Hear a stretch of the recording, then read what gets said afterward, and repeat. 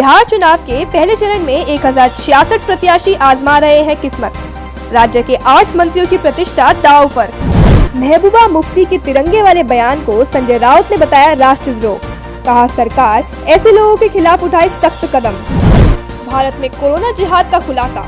Anaesthesia injection से बड़े लोगों की हत्या की साजिश कर रहे थे आतंकी। दिल्ली एनसीआर की हवा को दूषित करने के लिए सिर्फ पंजाब नहीं है जिम्मेदार, पाकिस्तान में भी जलाई जा रही है पराली। बसपा नेता मलूक नागर सहित रिश्तेदारों पर इनकम टैक्स का शिकंजा। दिल्ली एनसीआर के ठिकानों पर छापेमारी। बिहार विधानसभा चुनाव के पहले चरण में 71 सीटों पर आज मतदान हो रहा है। देश के अंदर कोरोना काल में यह पहला चुनाव हो रहा है। दूसरे चरण में 3 नवंबर को 94 सीटों और तीसरे चरण में 7 नवंबर को 78 सीटों पर मतदान होगा। चुनाव के परिणाम 10 नवंबर को घोषित किए जाएंगे। बिहार विधानसभा चुनाव के पहले चरण में 1066 उम्मीदवार अपनी किस्मत आजमा रहे हैं। इसमें 30% से अधिक प्रत्याशियों ने हलफनामे में उनके खिलाफ आपराधिक मामले दर्ज होने की घोषणा की है। राज्य के 8 मंत्रियों की किस्मत का फैसला पहले चरण के चुनाव में होना है।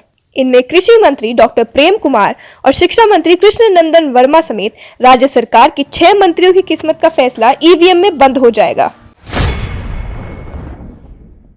जम्मू कश्मीर की पूर्व मुख्यमंत्री महबूबा मुफ्ती के तिरंगे को न उठाने और अनुच्छेद 370 को वापस लाने वाले बयान को लेकर राजनीति तेज हो गई है। बीजेपी के बाद शिवसेना ने भी महबूबा मुफ्ती सहित फारूक अब्दुल्ला पर निशाना साधा है। शिवसेना के सांसद संजय राउत ने कहा है कि अगर महबूबा मुफ्ती, फारूक अब्दुल्ला सहित दूसरे लोग चीन की मदद से कश्मीर में अनुच्छेद 370 लागू करना चाहते हैं तो केंद्र सरकार को सख्त कदम उठाने चाहिए। उन्होंने आगे कहा कि अगर किसी व्यक्ति को कश्मीर में तिरंगा फहराने से रोका जाता है तो वह राष्ट्रद्रोह कहलाता है। बता दें कि पिछले दिनों महबूबा मुफ्ती ने तिरंगे को न उठाने की बात कही थी और कहा कि हम अनुच्छेद 370 को वापस लेकर रहेंगे। राष्ट्रीय जांच एजेंसी यानी एनआईए ने इस्लामिक स्टेट खुरासन प्रांत के 5 आतंकियों के खिलाफ चार्जशीट दायर कर दी है। इसमें आरोप लगाया गया है कि आतंकी संगठन इस्लामिक स्टेट के सदस्य भारत में कोरोना जिहाद फैलाने की साजिश रच रहे थे। इसमें आरएसएस के नेताओं की हत्या कर दंगे भड़काना और एनेस्थीसिया का इंजेक्शन देकर बड़ी हस्तियों को मारने का प्लान बना रहे थे। 5 आतंकियों ने सीएए के खिलाफ हुए विरोध प्रदर्शन का इस्तेमाल मुस्लिमों को भड़काने के लिए किया था। दिल्ली एनसीआर की हवा को दूषित करने के लिए सिर्फ पंजाब जिम्मेदार नहीं है।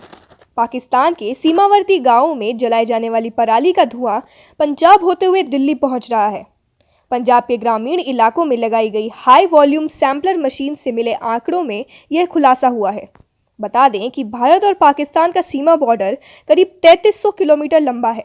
वहीं पंजाब और पाकिस्तान की सीमा करीब 550 किलोमीटर तक जुड़ी हुई है। भारत से लगने वाले पाकिस्तान के सीमावर्ती इलाकों में भी जोरदार तरीके से धान की कटाई हो रही है। पाकिस्तान के लोग भी धान निकालने के बाद बचे अवशेषों को आग लगाकर नष्ट कर रहे हैं। भारत की सैटेलाइट की तस्वीरों में भी इसका खुलासा हुआ है। बिजनौर से बीएसपी के सांसद मलूक नागर के कई ठिकानों पर आज इनकम टैक्स विभाग की टीम ने छापा मारा। इसमें गाजियाबाद, हापुड़, गढ़, ग्रेटर नोएडा में परी चौक और दिल्ली के ठिकानों पर भी कार्रवाई की गई। जानकारी के मुताबिक मलूक नागर के ससुराल और परिवार से जुड़े लोगों के ठिकानों पर भी विभाग की तरफ से छापा मारा गया। अधिकारियों की माने तो यह छापा बीते 6 साल के दौरान आयकर रिटर्न में कारोबार कम दिखाने को लेकर पड़ा है। वहीं शुरुआती जांच से पता चला है कि कारोबार कहीं ज्यादा का हुआ था। मामले में मलूक नागर के सीए से भी पूछताछ होने की संभावना है। बता दें कि मलूक नागर की कंपनी का मूल काम डेयरी का है, जो लंबे समय से मदर डेयरी को अपना दूध बेचने का काम करती है।